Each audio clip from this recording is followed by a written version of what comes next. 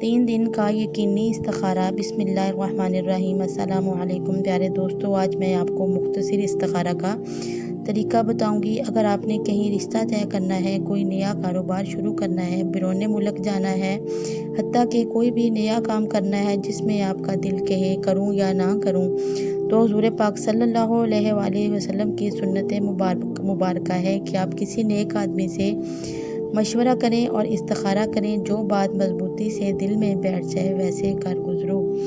ये इस्तिखारा बुध, जुमेरात और जुमा की रात को करें। वज़ू करके पहले 300 बार बिस्मिल्लाहिर्रहमानिर्रहीम पढ़ें। इसके बाद सूरत अलम नशरह 70 बार पढ़कर अपने मुंह और सीना पर दम करें। फिर दुआ करें और ये दुरूद शरीफ 100 बार पढ़ें।